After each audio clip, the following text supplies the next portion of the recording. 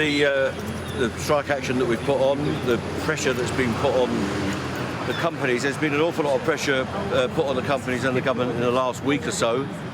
In Parliament, the regional mayors have been on to them, the Scottish Government has been on to the Secretary of State.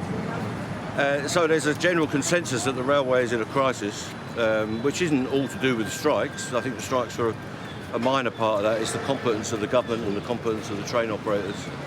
So people were wanting to put a bit of energy behind that and get a solution to this element of the crisis, which is the strikes and the industrial dispute.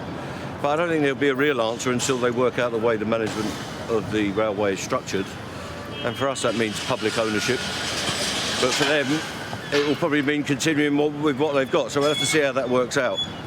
And this idea to the layperson of the government giving them a mandate, that basically means that, you know, at the moment you feel like you haven't been able to even deal with the 10 companies. Well, we haven't been able to because we haven't had a structure in which we negotiate. They've never put an offer on the table.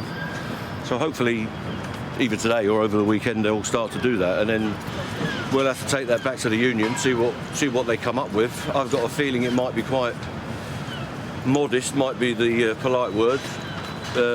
Paltry might be another word. So we'll have to see how that goes in the next few days, starting at 10:30 here. But it feels like things are moving along though. Well, they're definitely moving. It's definitely different to it was over the last 6 months. There's no doubt about that. But we've got to find out whether it's meaningful, whether it's just, window dressing, as they say. And how did you feel post the meeting with Mark Harper and his various sort of appearances in the media? Yeah, he's definitely changed the line. There's no doubt about that. The line compared to Shapps, we had that short period where there was another person, which didn't really count because that government fell.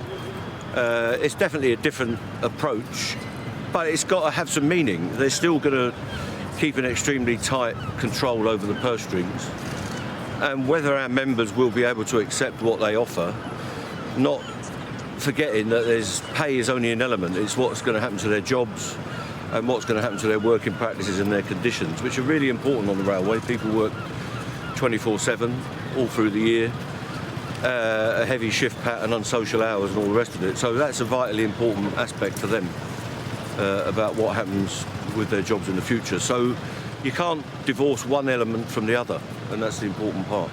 So how seriously do you think the government are taking these strikes then?